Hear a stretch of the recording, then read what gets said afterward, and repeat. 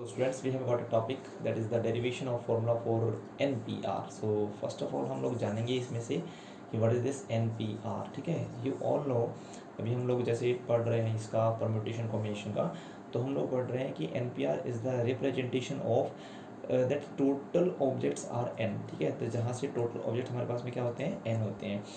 We have to select R objects out of them. ठीक है, तो हम लोग लिख सकते हैं सेलेक्टेड ऑब्जेक्ट्स. उसमें से हम लोगों ने कितने ऑब्जेक्ट्स सिलेक्ट किए हैं उन लोगों को हम लोग क्या बोल सकते हैं, आर से डिसाइड कर सकते हैं या डिनोट कर सकते हैं.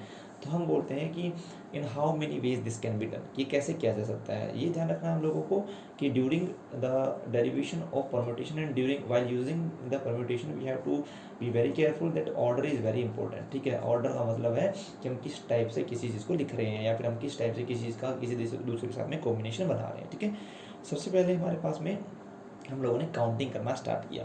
जैसे हम एग्जांपल से दे देते हैं, जैसे हम लोगों ने एक एग्जांपल लिया, एक 4 लेटर का हम लोगों ने वर्ड बनाया. ठीक है, और हम लोगों ने लिखा कि हमारे पास में टोटल 4 लोग मौजूद हैं. ठीक है, तो A, B, C और D. इससे हमें कुछ एक वर्ड बनाना है, लेकिन हमें रिपीटिशन नहीं करना वर्ड्स का. ठीक है, तो सबसे पहले जो ये पहले वाला जब हम लिखना स्टार्ट करेंगे तो इस ऑप्शन को भरने के लिए मेरे पास में 4 चॉइसेस हैं. ठीक है, तो मैं यहाँ लिखूंगा 4. इस ऑप्शन को भरने के लिए अब 4 में से जैसे भी कोई एक मैंने यूज़ कर लिया, सपोज अगर मैंने ए यूज़ कर लिया तो मेरे पास में 3 चॉइसेस बची, तो मैं लिखूंगा 3. अब मैंने जैसे बी को यूज़ कर लिया तो मेरे पास में चॉइसेस बचेंगी 2, और मैंने सी को यूज़ कर लिया तो मेरे पास में चॉइसेस बचेंगी 1. अगर मैं इन सबको आपस में मल्टीप्लाई कर दूंगा तो मेरे को मिलेगा 24. तो 24 तरीके से हम लोग इसको लिख सकते हैं. ठीक है, ध्यान ये रखना है कि सब लोग पहले तो अलग अलग दिख रहे हैं, मतलब सबके सब डिफरेंट है, रिपीट नहीं हो रहा है. अगर रिपीट हो रहा होता तो ये भी 4 से, ये भी 4 से, ये भी 4 से, ये भी 4 से, तो क्या हो जाता 4 4 4 और 4. तो ये 4 की पावर 4 बन जाता. ठीक है, लेकिन अभी रिपीटेशन अलाउड नहीं है, तो इसका मतलब ऑर्डर बहुत इंपॉर्टेंट है.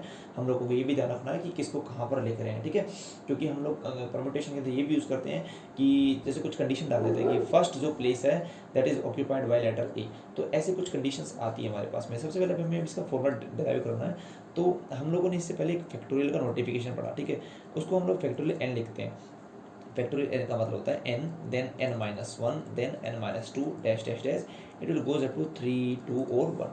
3 2 1 करने का मतलब क्या है, जैसे सपोज मुझे लिखना है फैक्टोरियल 6, तो मैं क्या लिखूंगा, सबसे पहले फैक्टोरियल का नाम जिसके ऊपर लगा है 6 6-1 that is 5 then it is 4.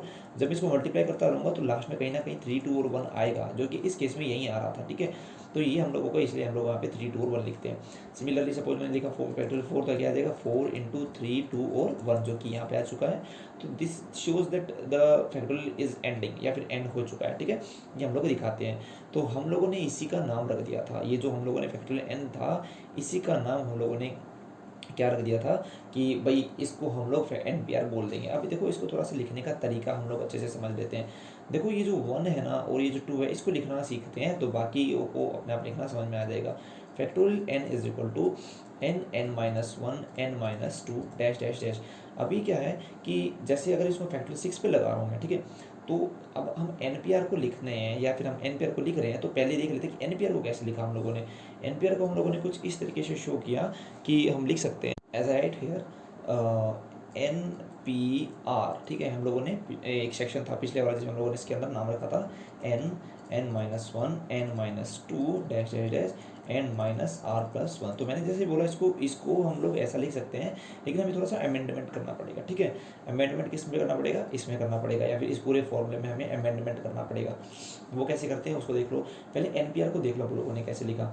Suppose करो मुझे लिखना होता है NPR की जगह 5P और 2, तो मेरे केस के ऊपर क्या इसका आगे रिजल्ट निकलता. सबसे पहले लिखता 5-1 5-2 डैश डैश डैश डैश लिखता, और यहाँ पे मैं लिखता 5 माइनस ये जो 2 है इसको हम लोग ऐड करते हैं. ठीक है, 2 + 1 हो गया. ठीक है, 5 में से 2 गया, कितना हो गया, 3 + 1 कितना हो गया 4. तो मैं इसको क्या लिख सकता हूँ, 5 × 4 × 3 डैश डैश डैश. यहाँ पे मेरे पास में हो जाएगा 4. यानी ये जो 4 है ये यही वाला 4 है. इसका मतलब मुझे इस सीरीज़ को यहाँ ऐड कर देना चाहिए था, तो मेरे पास में आंसर आना चाहिए था 5 × 4. ये ऐसा होना चाहिए था मेरे पास. अभी आप लोगों के मन में सबसे बड़ा ये सवाल होगा कि हम इसको ऐसा लिख ही क्यों रहे हैं. पहले जो ये NPR है वो n-1 n-2 इसको लिख ही क्यों रहे हैं. तो इसको थोड़ा सा हम एग्जाम्पल से समझते हैं, आपको कुछ समझ में आएगा. देखो, हमने लिखा जैसे लिखा 6P और 2, ये जैसे अभी हम लोगों ने 5P यूज़ किया, कुछ भी यूज़ कर सकते हो. तो इसका मतलब होता है कि टोटल 6 ऑब्जेक्ट्स हैं उसमें से 2 आप लोगों को यूज़ करने हैं, ठीक है। तो 6 ऑब्जेक्ट्स जैसे मेरे पास में, मान लो मेरे पास में A B C D E और एफ मेरे पास में ऑब्जेक्ट है, तो उस सपोज मेरे को इससे ना यूज़ करने के लिए मुझे एक वर्ड बनाना है, और वर्ड बनाने के बाद में और 5 6, ठीक है। इन वर्ड बनाने के बाद में मुझे इसमें से 2 यूज़ करना है, ठीक है। तो 2 यूज़ करने का क्या तरीका होता था कि देखो, जैसे मैं इसमें से एक यूज़ कर लेता हूँ, ठीक है, मेरे को इसमें से 2 यूज़ करने हैं, तो जैसे मैं इसमें से एक यूज़ कर लेता हूँ, तो अब मैंने 6 में से एक यूज़ कर लिया, ठीक है। अगर मैंने एक यूज़ कर लिया तो पीछे बचा मेरे पास में 5, ये मेरे पास में रिमेनिंग है। तो मैं क्या लिख सकता था कि अब उन 5 में से इसको भरा जाएगा। सपोज करो मैंने फर्स्ट बॉक्स को, मैं नीचे शो करता हूँ, फर्स्ट बॉक्स को मैंने मान लो ए से फिलअप कर दिया। अब जो ये बॉक्स है, इसको भरने के लिए मेरे पास में 5 लेटर्स बचे हुए हैं। वो 5 लेटर जो हैं उसको मैं लिख सकता हूँ 6 - 1 लेटर्स बचे हुए हैं। सपोज करो मैंने इसको यूज़ कर लिया बी से, अब मुझे यूज़ करना है सी को, तो मेरे पास 4 लेटर बचे हैं, तो मैं 4 लेटर को क्या लिखूंगा, जैसे सी यूज़ करना है तो लिखूंगा 6 - 2, ठीक है। और मुझे यहाँ पे फिर इसको यूज़ करना है डी को, तो मैं लिखूंगा डी, और लिखूंगा 6 - 3, मैंने लेटर यूज़ कर चुका हूँ। इसको यूज़ करूँगा तो बोलूँगा 6 - 4 यूज़ कर चुका हूँ, और इसको लिखूंगा तो लिखूंगा 6 - 5 यूज़ कर चुका हूँ, ठीक है। तो मैं इसको ही कैसे लिख पा रहा हूँ, जैसे मैंने मान लो कि ये जो भी बॉक्सेस भरे हैं, तो अब मैंने एक को सिलेक्ट किया, तो पीछे जितने लोग बच गए ना, उनका नाम मेरे को रिमेनिंग से शो करना, मान लो, ठीक है। तो मैंने बोला इसको जब भर रहा हूँ, तो यहाँ पे तो आ जाएगा सीधा सीधा 6, ठीक है। 6 आ जाएगा, multiplied by 6 - 1, multiplied by this, multiplied by this, multiplied by this and multiplied by this. इस तरीके से हम इसको फिल करते हैं। तो मैं इसको लिख सकता हूँ कि जब हमारे पास में n ऑब्जेक्ट हो, ये मेरे पास में n ऑब्जेक्ट हैं और इतनी जगहें मेरे पास में फिलअप करनी है। हाल फिलहाल मैंने इसमें से 6 की 6 फिल कर ली, लेकिन मैं से 2 फिल करनी थी। तो इसको जो हम लोग r से शो कर रहे हैं, r से शो कर रहे हैं, तो हम लोग बोल रहे हैं r वैकेंट प्लेसेस हैं, ठीक है, r वैकेंट प्लेसेस हैं। तो जब मैंने इसको भर दिया, पहले वाले को भर दिया, तो सेकंड वाले में मेरे पास में चीज़ें ही बच गई, 5 तरीके बच गए भरने के लिए उसको।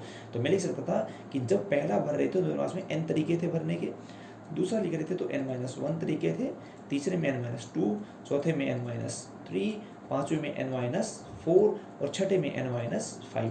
मैं ये वर्ड्स बड़े ध्यान से बोल रहा हूँ, क्योंकि आप लोग ये देखो, पहले में n का मतलब होता है n - 0, यानी पहले में हम लोग क्या कर सकते हैं, जब एक कॉलम बना था, मुझे जब एक कॉलम बना था, जब मेरा r का वैल्यू बनता, एक कॉलम बना था, तो मेरे पास में यहाँ पे आया था n - 0। जब मुझे 2 कॉलम भरने थे, जब r की वैल्यू 2 थी, तो मेरे पास यहाँ पे है n - 1। इसलिए मैं इसको क्या कर रहा हूँ, जो मेरे पास में r का वैल्यू है, उसको अगर मैं इसे कंपेयर करना चाहूँ, तो r में से मुझे एक घटाना पड़ रहा है, ठीक है। r में से एक मुझे क्या करना पड़ रहा है, घटाना पड़ रहा है। तो इसका मतलब है r - 1 करना पड़ेगा मुझे, लेकिन r तो खुद सब्ट्रैक्ट हो रहा है, तो इसको मैं लिखूंगा n - r - 1। n - r - 1 की वजह से क्या बच गया, n - r + 1, और इसी वर्ड को मैं क्या कर रहा हूँ, बार बार ऊपर यूज़ कर रहा हूँ, ठीक है। तो ये वर्ड तो यहाँ से आया। आई होप आप लोगों को अभी तक तो समझ में आ गया होगा। तो जब इस कॉलम को पूरा भरते हुए जा रहे हैं, तो पहले वाला वर्ड क्या यूज़ आया, n, दूसरा वाला क्या है, n - 1। तो देखो, इसी चीज़ों को मैं हाईलाइट कर देता हूँ। यहाँ से मैंने n लिखा, तो यहाँ पर भी मैंने क्या लिखा, ऊपर n लिखा। First then multiplied by the second number, तो n - 1 लिखा, तो यहाँ पे क्या आ गया, n - 1। थर्ड है n - 2, फिर n - 3, तो यहाँ पे भी n - 2, और ये चल रहे थे आगे। लास्ट कौन है, लास्ट वो है हम लोगों को कि कितने हम लोगों ने यूज़ किए। देखो मैंने यहाँ पे कितने जने यूज़ किए, 6 के 6 जने यूज़ किए, 6 के 6 जने यूज़ किए, तो मेरे को इसको क्या लिखना चाहिए था, 6p और 6 ऐसा लिखना चाहिए था। तो 6p 6 लिखने की वजह से मेरे पास में यहाँ पे लास्ट में यहाँ पे n - 5 बज रहा है। अगर मैं इसको 6p2 कर देता, तो 6p2 को मुझे क्या लिखना पड़ता, इस फॉर्मूले की हेल्प से मैं बताऊंगा कि देखो, सबसे पहले मैं देखूंगा n, ठीक है, then multiplied by n - r + 1। This is n, this is r, ये है n मेरे पास में, दिस इज r। तो मैं यहाँ लिखना चाहता था 6 - 2 + 1, दैट इज 6 - 2 गया 4, 4 + 1 कितना हो गया 5, यानी मैं लिख सकता था 6 × 5। इसीलिए मैंने जब इसको मल्टीप्लाई किया, तो इसका नाम रख दिया हमने NPR, जिसका मतलब होता है n ऑब्जेक्ट में से r जगहें भरी जानी है या भरी जा चुकी हैं, ठीक है। तो इसका नोटेशन तो कुछ इस प्रकार से हो गया। अब मैं क्लियरली इसको थोड़ा सा दोबारा से लिख देता हूँ। क्या कहने का मतलब है मेरे कहने का मतलब है कि NPR का मतलब होता है कि n लोगों में से r जगहों को फिलअप करना है, और अगर फिलअप करेंगे तो मेरे पास में फिल करने के लिए कुछ ऐसा फॉर्मूला बनेगा, n - 1 n - 2 dash dash dash n - r + 1, ये मेरे पास में बचेगा। अब देखो, इसको मैं एग्जाम्पल पे ले जाता हूँ और फिर आपको इस इक्वेशन पे लाऊंगा, तो आपको समझ में आएगा। देखो, मेरे को लिखना था 6p2, जो कि अभी यहाँ पे लिखा हुआ था, ठीक है। अब अगर मैं 6p2 लिखना चाहता तो मुझे लिखना चाहिए था यहाँ पे n, सबसे पहले n, then n - 1, 6 - 1 that is 5, then 4, then 3, then 2, then 1, तो यहाँ पे 3 2 और 1 आना चाहिए था। लेकिन इस फॉर्मूले का एंड वाला ये पद होगा, ये टर्म होगी, तो मुझे ये नहीं पता कहाँ एंड करना चाहिए, तो मुझे इसका यूज़ करना पड़ेगा। क्या बोलूँगा मैं, n में से r घटा दो, 6 - 2 कर दो, उसमें फिर 1 जोड़ दो, तो मैं बोलूँगा 4 + 1 यानी 5 जहाँ आ रहा मुझे उसको एंड कर देना चाहिए था। ठीक है, तो 5 में मैंने इसको एंड कर दिया। लेकिन अगर इसको मैं 6 × 5 पे एंड कर रहा हूँ तो मेरे को इस कुछ ऐसे दिख रहा है 6 × 5। लेकिन अगर यहाँ पे 4, 3, 2 और 1 ये 4 लोग और भी आ जाते तो मेरे पास में ये पूरी की पूरी टर्म का नाम बन जाता 6 फैक्टोरियल या फिर फैक्टोरियल 6 बन सकता था। ठीक है, यानी मेरे पास में अगर एंड में 3 to 1 आ जाए तो मैं इसको जो सबसे पहले वाला लेटर मैंने लिखा उसका फैक्टोरियल बन सकता है, जो कि हाल फिलहाल यहाँ पे क्या है, n है। यानी अगर मैं इसके साथ में कुछ ऐसे लोग मल्टीप्लाई करूँ जिसमें 3, 2 और 1 आए तो मैं इस ऊपर वाली पूरी लाइन को क्या लिख सकता हूँ, n का फैक्टोरियल लिखा जा सकता है। ठीक है, n का फैक्टोरियल लिख सकता हूँ। ठीक है, इसके लिए मुझे क्या करना है, पहले उसी एग्जांपल से समझो। देखो, अगर मैं इसको 6p4 ले लूँ तो मेरे पास में लास्ट टर्म कौन सी होनी चाहिए, 6 - 4 = 2, 2 + 1 = 3, यानी मेरे पास होना चाहिए 6, 5, 4 और 3, ये होना चाहिए मेरे पास में। यानी यहाँ पे मेरे पास में होना चाहिए n, और मैं दूसरे पेन से लिख देता हूँ, यहाँ पे मेरे पास में होना चाहिए n - 1, यहाँ पे होना चाहिए n - 2 और यहाँ होना चाहिए मेरे पास में n - r+1, जो कि इस केस में मेरे पास में n ये 2 हो चुका और यहाँ पे 3 का काम कर रहा है। अब प्रॉब्लम क्या है, ध्यान से देखो कि मुझे इसके अंदर लाना है 3, 2, 1। तो अब एग्जाम्पल को साथ साथ देखते चलना, बड़ी आसानी से समझ में आएगा। ठीक है, मुझे लाना था यहाँ पे n - r+1। तो सपोज करो अगर मैं इसको पूरी को डिवाइड करता और मल्टीप्लाई करता किससे, 5 और 3 के बाद में कमी है 2 और 1 की, तो मैं लिख देता 2 और 1 और नीचे भी लिख देता 2 और 1, तो ये तो बन जाता ऊपर वाला पूरा फैक्टोरियल 6 और ये बन जाता मेरे पास में फैक्टोरियल नंबर 2, ये बन जाता मेरे पास में।